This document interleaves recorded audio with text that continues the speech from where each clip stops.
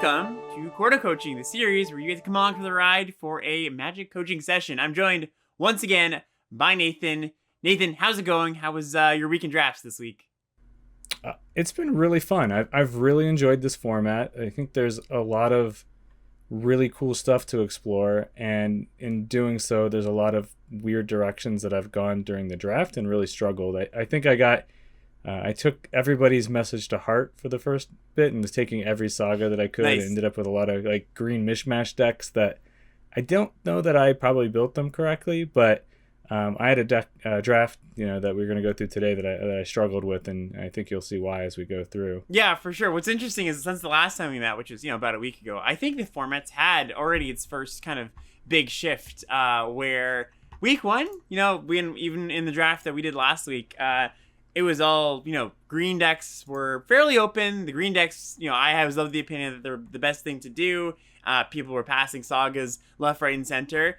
People have adjusted though, and I think it's a little bit harder to just get all the sagas you want. People aren't passing them 7th pick anymore. So I think there's kind of some churn going on, which is always good for a format. Let's just jump in. Do you have any forwards for this draft, or should we just leave it a surprise as we jump in and see how it unfolds? So it seemed like green was open, and it felt like there was a way to get into it. I don't know if I did or didn't correctly, and I'd like to get your thoughts on... I think I'll just leave it ambiguous like that. Sweet. Yeah, okay, let's take a look. So, pick one, pack one here.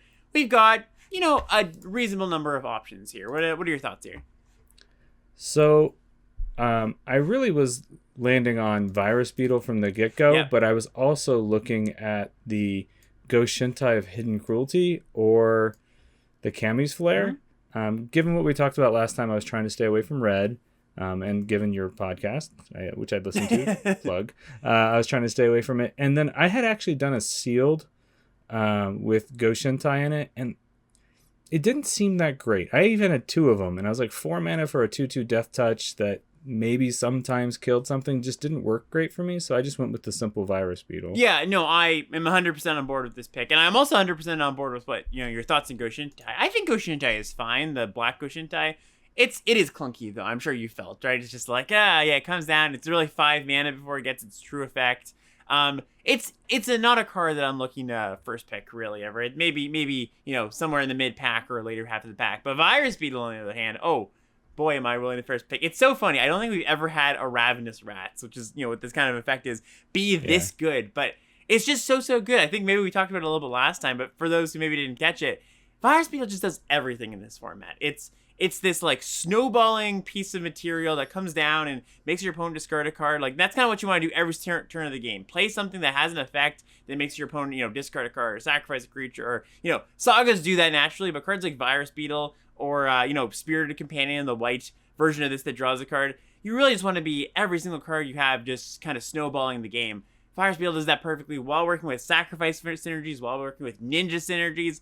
It just really does it all. It's a top common if I've ever seen one, and it would definitely be my pick here for sure.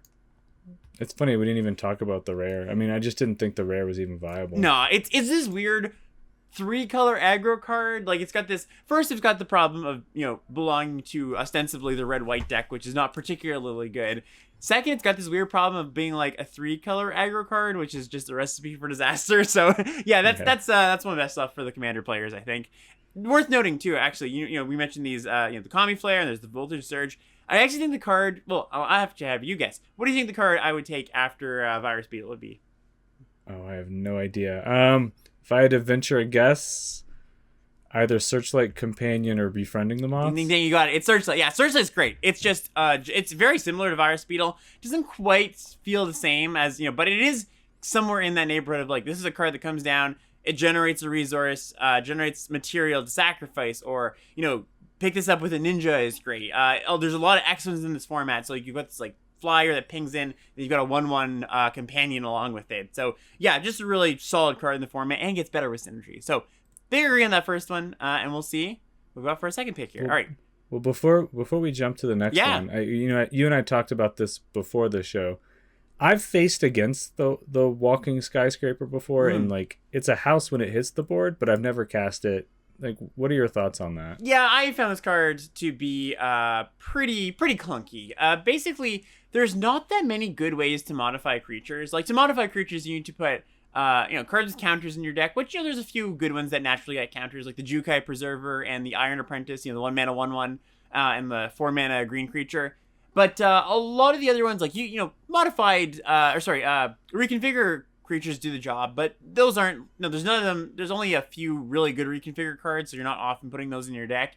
And basically all the things that care about reconfigured have kind of, just not been fantastic. I'm sure I'm missing one card that is actually a decent standout, but it's hard to make this card cost like 6 mana, which is really where you really, really want to be. The cards that you would want to make that work just don't make their way into your deck that naturally. So it's not a card that I play very often. I think when I faced it, the person had Tales of Shishiro, and then what's the 4 mana 3/3 that puts a +1 count? That's the Jukai Preserver. Yeah, that's how they. That's a nice little combo. Yeah, for sure.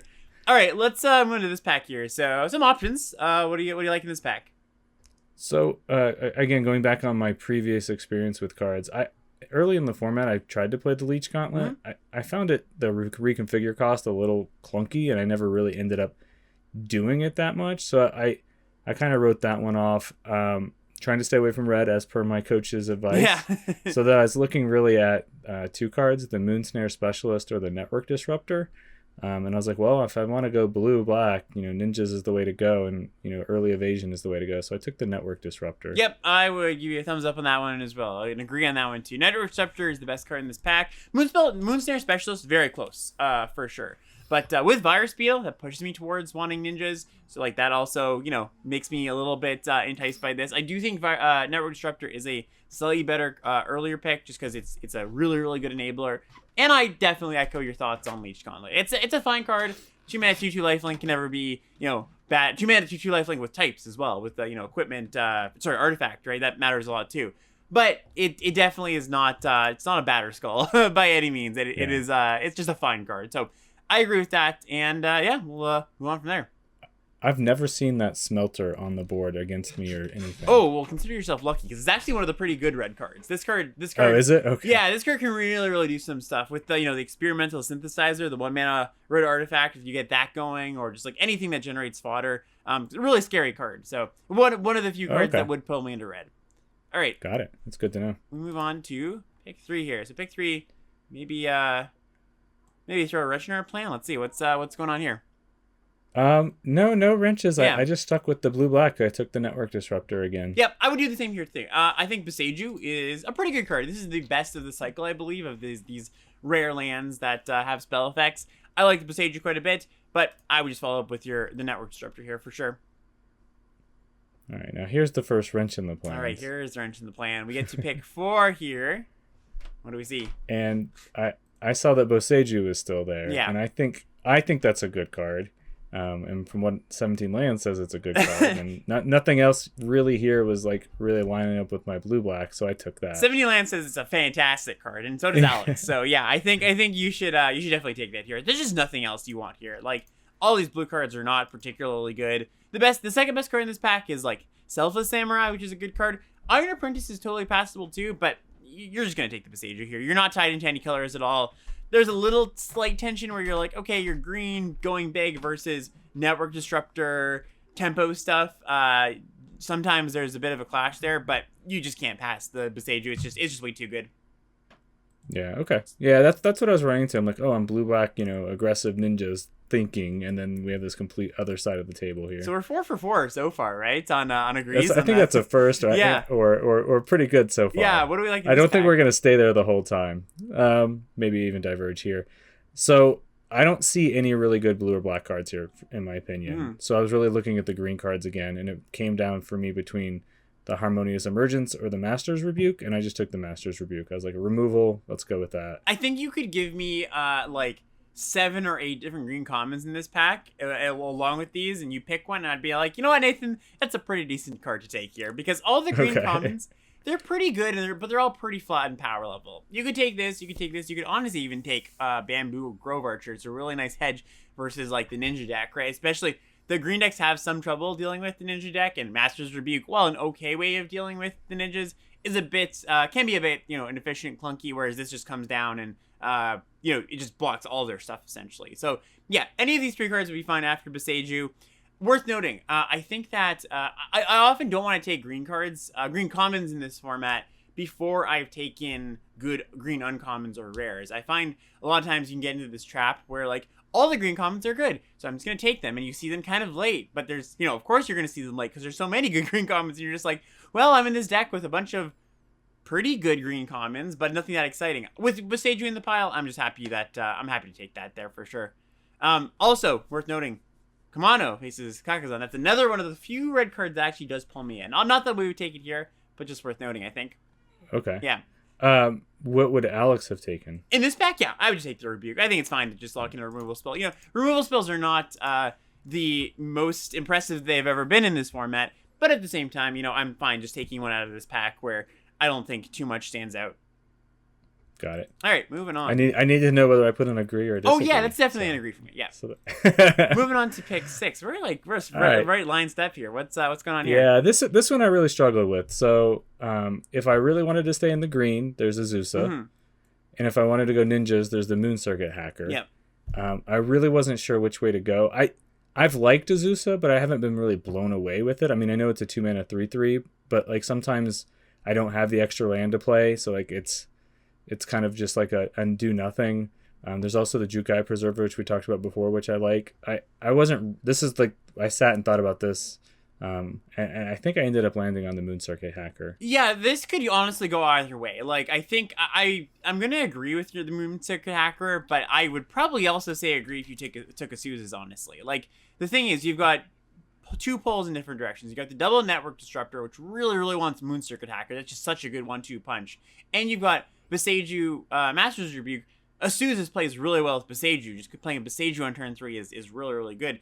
I know it might seem like Souza into Boseiju is like much better than Disruptor into Network Hacker. I don't think it's actually that far off. I think both those starts are actually similarly as powerful. The Network Disruptor just a little bit cheaper, a little bit more efficient, really getting that that blue ninja tempo game going. So I get let's see what you took here. You took the I took the hacker. Yeah, that's totally fine. I think basically in the dark here, without knowing, hey, what's really open at the table, I could see it going either way. It's pick 6. Maybe this is starting to get a little bit signally here with the double green card and a good green uncommon, but I could see it breaking either way. So this is an agree for me still. All right. Wow. That might be a record right there. Also, just like, small meta thing too. I also just think, given, if you were to ask, what did Alex actually do in that spot? I'd probably take the blue card as a concession to green. I think being overall pretty cut as a color, just amongst all the draft tables I've been in. Like, I think the word's out that green's good, and I haven't had a good green deck in quite some time actually. So. Oh, okay. Yeah. Got it. All right, moving on to pick 7 here. What do we got? Ooh, we got a nice one, a pretty easy one. Moonsnare Specialist goes with our nice blue ninja package, and this is perfect, right? We've just got exactly what we want here. There's also the Ambusher. I actually think that. Yeah, I was gonna ask. Like, I took the Specialist, but the Ambusher seems pretty solid too, right? Yep, totally fine. It just like comes down. It doesn't quite give you a resource as well as like Moon Circuit Hacker does, but 3 life ain't anything. Just needs that on turn 3 too, and that just keeps getting in. Your opponent has to deal with it. You basically start the game at like 26 a lot of the time when you put this in on turn 2, so it's pretty nice. But Moonsnare Specialist is definitely the better one here. All right. Do we have a single disagree yet? Not even. I haven't. No. All right. So nice. I don't jinx it because I think it might be this pick. All right. We'll see. So what do we have here? There wasn't much. I took the Ninjas Kunai, but I think having watched your stream a little bit this week, you might take the Suit Up. Yep, I would. This is my first disagree, and I do actually feel pretty strongly about this because Suit Up's actually kind of a sleeper. I think Suit Up is kind of the almost the new Imperial Oath in a way, where Imperial Oath is a card that got passed around the table and people were basically not picking it at all, but despite its really high stats or really high performance on 17 lands. Suit Up is in a similar place, actually, I think. So if you look at Suit Up's stats, it's got like a 58% game in hand win rate, and even higher in the Ninja deck specifically. This card is just, we've seen this effect before. Make a thing blue, make a thing into a 5/5 or a 4/4. But you know what makes the card much, much better? Draw a card, right? Just like that really puts it over the edge. It's really easy to get a 2-for-1 on this card. Your opponent, you attack with the Moon Circuit Hacker on turn 2. Your opponent's very incentivized to block. You cast Suit Up, you get a 2-for-1. So really nice piece of the ninja deck. I'd probably play 1 or 2 of these. And, it also gets in, like, the last few points of damage sometimes, just like Kunai does. So that sounds more like a mistake than a Yeah, I think so. Yeah, let's go with a mistake then. I think there's enough of a differential there, in my opinion. So, yeah, first, we had a really good run, and then our first run into the wall here. I'll take it. Yeah, for sure. I think that's my longest stretch. All right, what about this one here? Let's see here. Honestly, there wasn't too much. I thought maybe Still Green might be viable, so I took the Bearer of Memory, but I don't think this one really mattered. Yeah, so I think this is also... I would give this a mistake, actually. Clawing Torment, quite good in the ninja's deck. Okay. Yeah, so, like, making something not be able to block is really good. It enables a lot of attacks, and, like, the chip damage from this matters. So if this basically says, one of my ninjas gets in, and I deal you 3 damage over the course of the turn, and your creature is smaller and can't crack me back, or sometimes it just pings off an X one. Your opponent plays their own Network Disruptor on turn 1. You're on the draw, and you go, all right, just Clawing Torment that thing, right? That's a real wrench in their plan. So, yeah, I would definitely take Clawing Torment here. Okay. I think Bearer of Memory is worth, it's worth making a concession to. Not at all. We're not at all saying you're ninjas at this point. And taking a green card is reasonable to go with your Master's Rebuke and your Beseiju. I just think that Bearer of Memory is basically like a 0 in the green decks. It's just very, very mediocre. I'm hoping the card doesn't make my deck, essentially. So. Yeah, I think I've gotten fooled a couple of times. I'm like, oh, it's put a +1/+1 counter on anything. I'm like, oh no, it's not. It's only in enchantment creatures. I've had so many opponents make that mistake and just shatter pauses. They go to blocks and they can't put the counter on something. All right. Yeah. We get to pick 10 here. So I think this would be another mistake now that we're talking and looking at it. I took the Jukai trainee as like I might be green still because I felt like I hadn't seen much black. Yeah, at all. I think that's close. Yeah, sorry, go ahead. I was gonna say, so I probably should have taken the Nezumi, maybe? I don't know. What would you have done? Yeah, I think that just, like, basically my package of ninjas, my Network Disruptor, my Hacker, my Specialist, that core package pushes me more towards ninjas than Beseiju and Master's Rebuke pushes me towards green currently. So I think that's the tiebreaker there. So yeah, I think this is another, probably just a disagree, not a full mistake, but I would definitely take the black card there.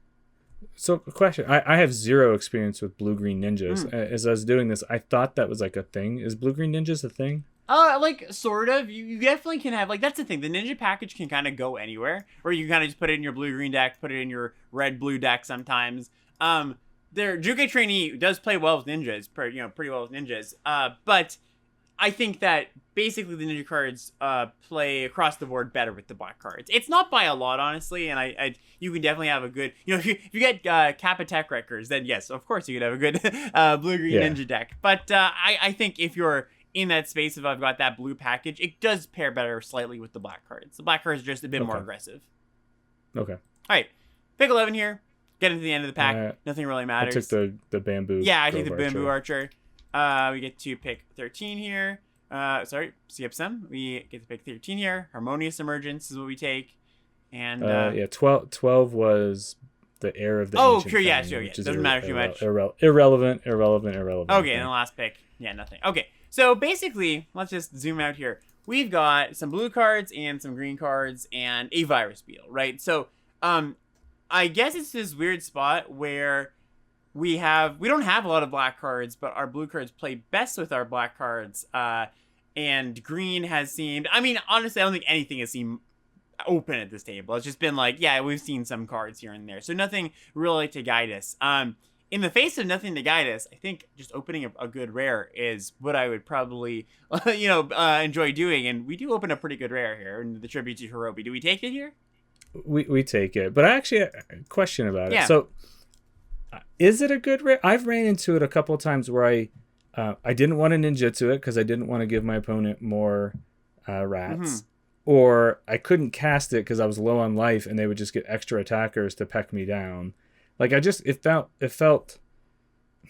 it felt like an okay rare, not like a good rare. Am I just looking at like the wrong cases? I think it's I would put it as like a good rare, but not like a busted rare. It's okay. Pretty. It does have a low floor, right? When you play this and your opponent ninjas in their things off of the rats, it's kind of a disaster, right? Or they use the rats in some way. But when you just go turn 2 this, they get 2 rats, maybe they peck you in for 2, you get them back with a 3/3 flyer. That's really, really good, right? So it's definitely a swingy card for sure, right? The high highs and low lows, but I would still definitely take it here. I took it, but I just as I have had experience with it in the past. It just felt like places I couldn't cast it. I was like, man, I wish my rare was more effective. Totally, yeah. No, that totally makes sense. We wanted to pick 2 here, and what do we see here? Not too much, honestly. Yeah, okay, good. I'm glad you had the same initial response. Like, if I'm green, I was looking at the safekeeping or commune. If I'm black, I don't really see anything. If I'm blue, maybe the puzzle, what is it? The puzzle maker yeah. to like, because it's got evasion. I felt like I was more green at this point, so I took the commune. Yeah, I would do the same here. Commune's nice with, finding your Beseiju or whatever good other good sagas you pick up here. Also worth noting, you might even just be, you still could be black-green, right? Just like playing the Tribute and the Virus Beetle. I think, honestly, any combination of blue, black, and green is going to work here. So I would like to settle into a base color, as one likes to do. But at the same time, like, we don't really have a reason to have a base color here other than that ninja package. So just keep taking good blue, green, black cards. We'll figure it out later, I think.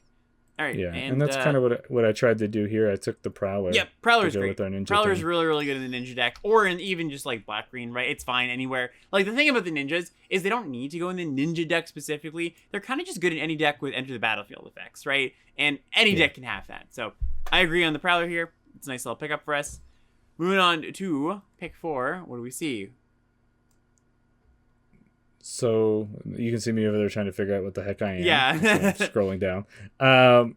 The packs, I think, got some good choices. I ended up landing on the Network Disruptor again.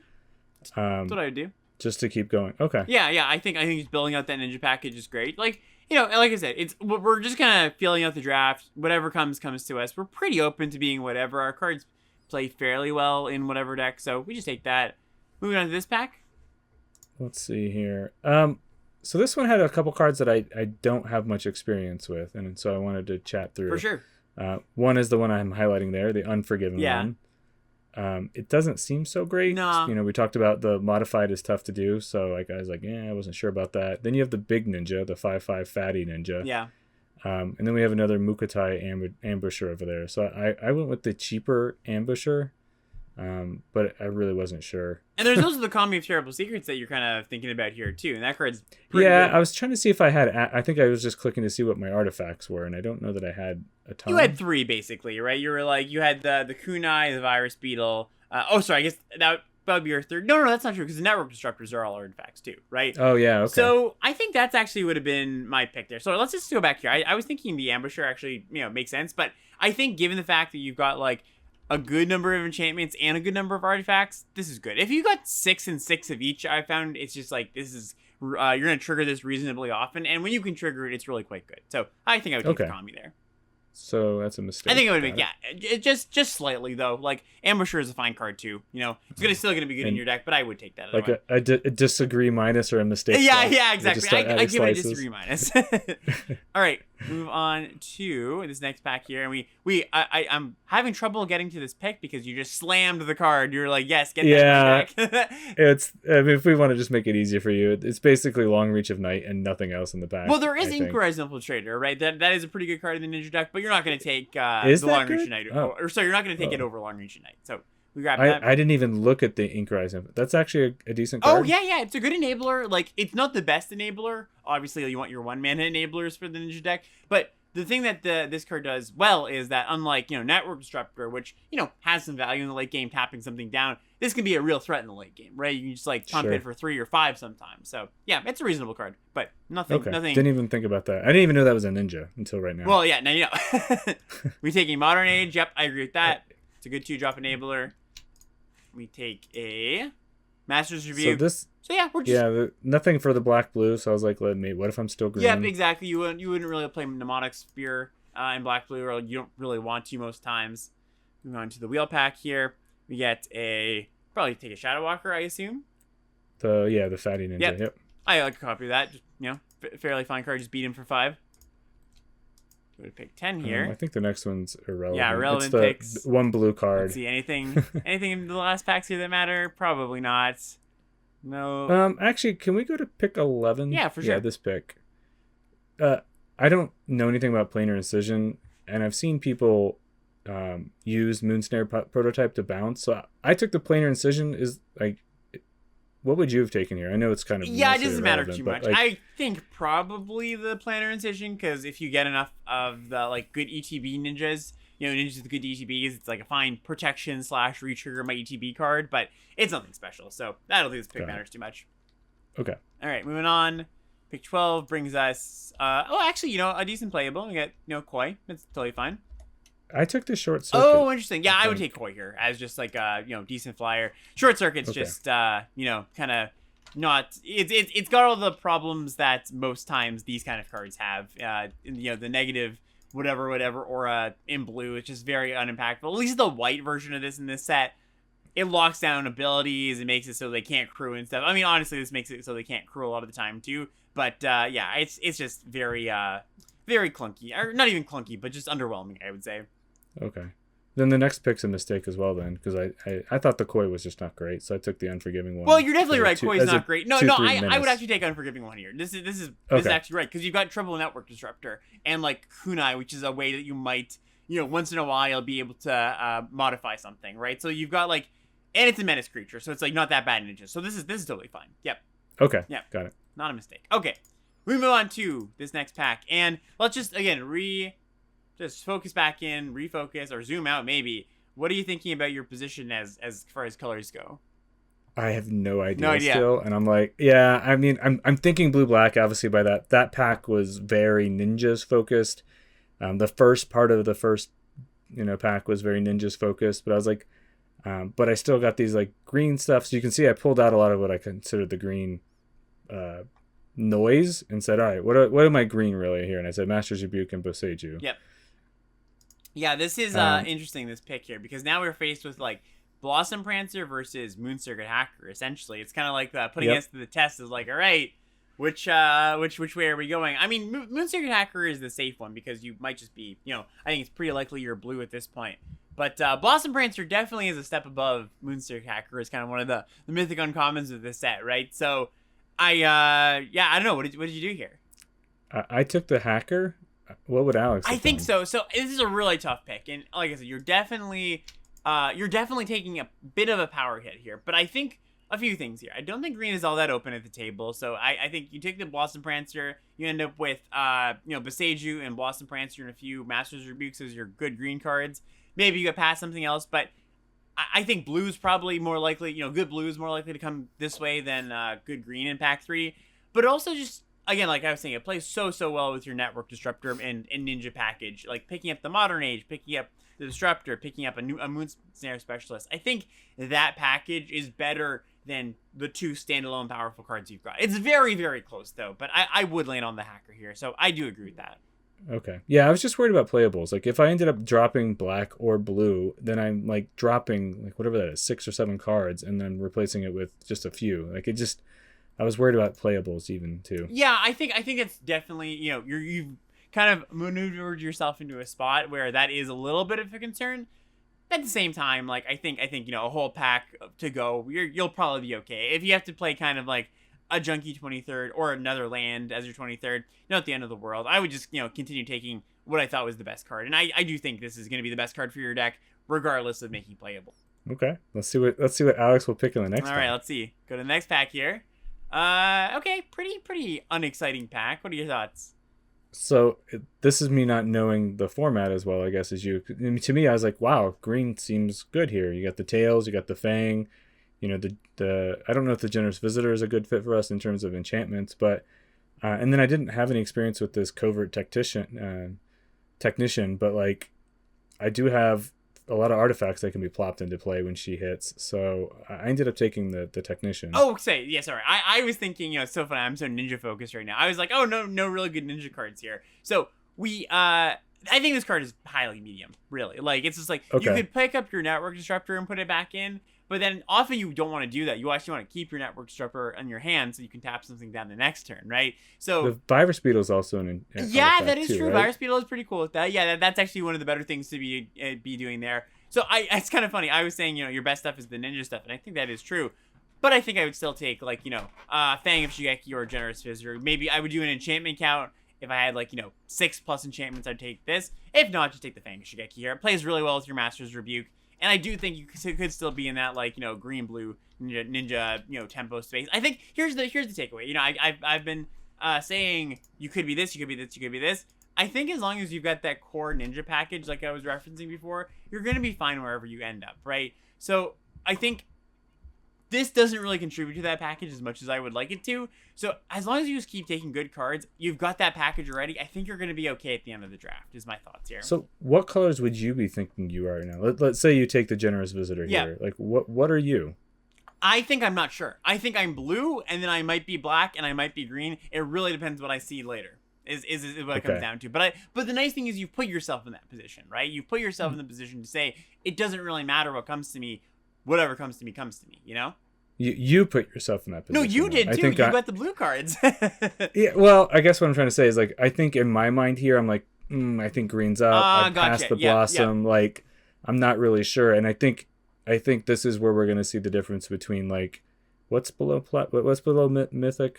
Diamond, diamond, right? Diamond. Yeah, this is where you're going to see, like, a diamond drafter versus you. Because, like, I think the next pick, what would you have taken, Alex? So I'll say what I would do on my seat here. I would take the specialist here over the invoke. Oh. What would you take? Okay, I took the specialist. Oh, okay. So it's kind of funny. I think, so it's interesting here because I was saying as long as we have that core ninja package, we'll be okay. And this contributes to that core ninja package so well. Invoke is awesome, fantastic. I don't think we're gonna have enough green sources to be able to cast the card here. That's what I was worried about. Yeah. Okay. It's four green sources. We're base blue, right? If this was a green rare, like let's say it was the Teachings of the Kirin, like one of the better green rares, or the Green Dragon or something. Take that for sure. And then you're like, all right, I'm blue green. Invoke is a special case where I don't think you can take it here, right? I think you're just not gonna have enough green sources in your deck. And the specialist just goes so well with your blue cards.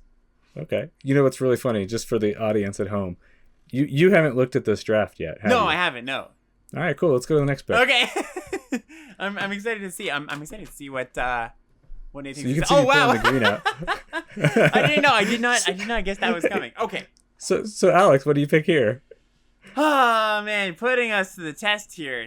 I mean, I take the dragon, right? I take the dragon because now we can just be like, we've got 3, 4, 5, 6, 7, 8, 9 good blue playables. We've got like 5, 6, 7 good green playables, and then we can just pair with her and take dragon. What does Nathan take here, I wonder? I took the dragon. Okay, you took the dragon. Nice.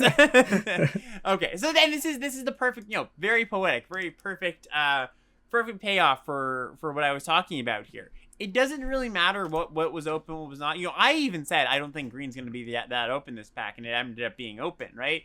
And it's like, I think one of the things is you don't need to. It's nice to be able to kind of have some foresight and predict what might be coming.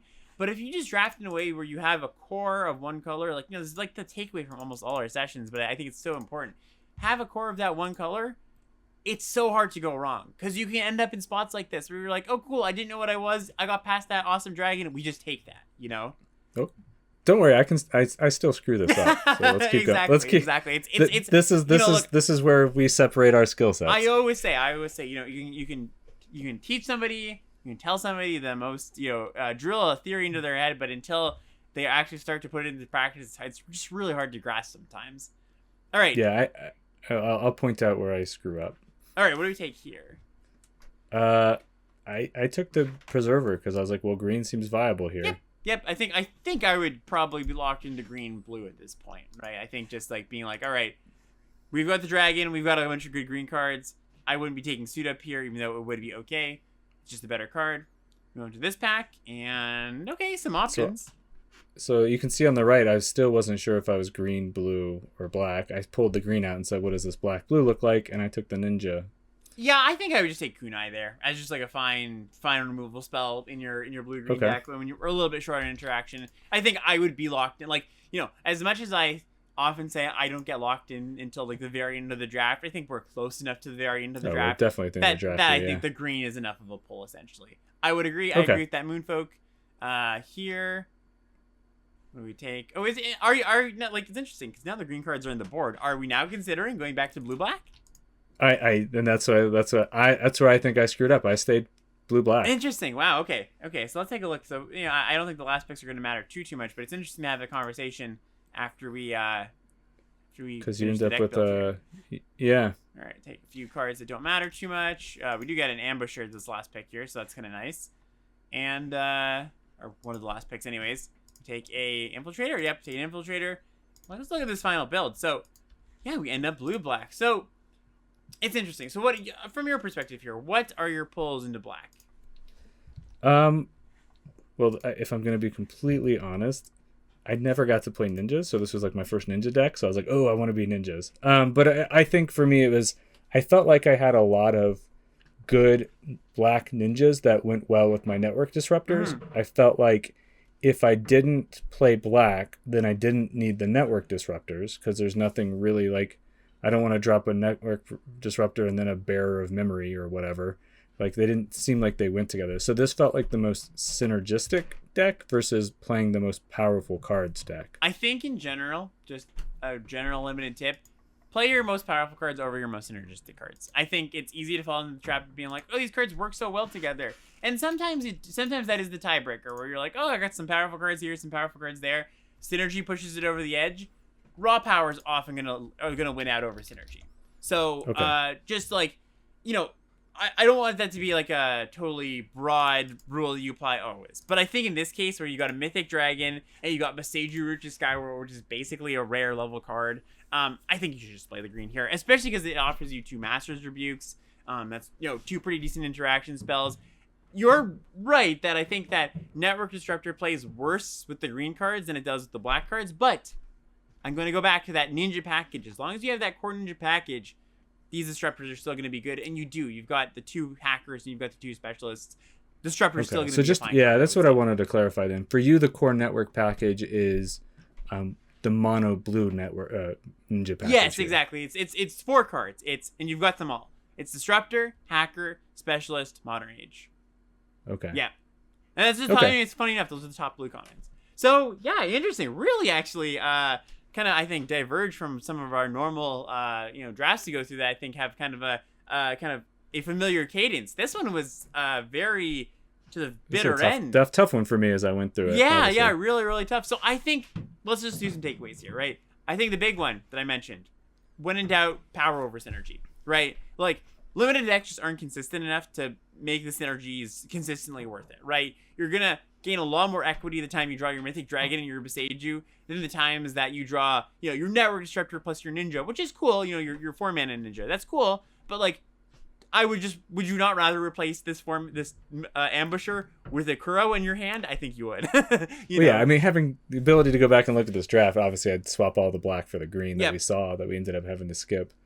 Yeah, I think the other thing too is in the draft, right? Like, and this is maybe a format specific thing, but maybe not. It can be definitely applied to other things. Just like, when you've got that core ninja package, and it doesn't have to be a core ninja package, it could be a core artifact package, or it could be a core enchantment package.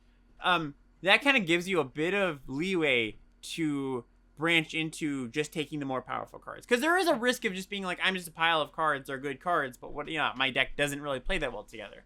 If you've got some amount of a synergy package, which you do, then you can supplement that with powerful cards. Does that make sense? Sure. Yeah. Yeah. All right. Well, I think as you've said on your podcast or during your streams, in the past you've talked about the core ninja package, and I think in my mind I was always like, oh, it's blue or black together. Yeah. I never really thought about isolating it to monocolor. Right. So that's good to know. And that's probably on me. I should probably be more specific, honestly, with being like, yes, the core ninja package is mostly just blue. Okay, so I gave some of my potential takeaways. Do you have any final thoughts or final takeaways from this?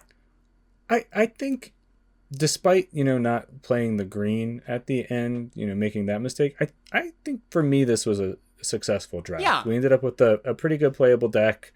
It went 4-3. I just had some really bad draws, but I don't know. I thought this was a tricky draft to navigate, and maybe I should. I definitely should have ended in green, but I don't know. I like the way I navigated. I'm quote unquote proud of this one, despite the mistake at the end. Yeah, and I do want to be clear. I think your blue black deck is still decent. I think your deck's actually pretty good still. It does have what you do lose in power, you do gain in those energies you talked about, so it's not too bad. I don't think this was a poorly navigated draft at all. I think just a slight misstep at the end where you could have had, a 8 out of 10 deck rather than a 7 or a 6 out of 10 deck, you know? Sure. And on the flip side, in addition to, I halved my mistake and disagree percentage from our first episode. That is definitely true. Yeah, your first pack was awesome. So, props to you on that one. Yeah, that's last time it was 34% mistake or 43% mistake and disagree, and this time we're at 17 and 20. So we're literally half. Not bad at all. Okay, well, Nathan, great draft to look at. Let's wrap it up from here, and I think maybe next time or maybe the time after, sometime let's do some gameplay in this format too, because I think as the format goes on, the drafts become a little bit easier, and the gameplay is something really interesting to look at. So, everybody out there, thank you so much for watching, and we'll see you next time. Bye.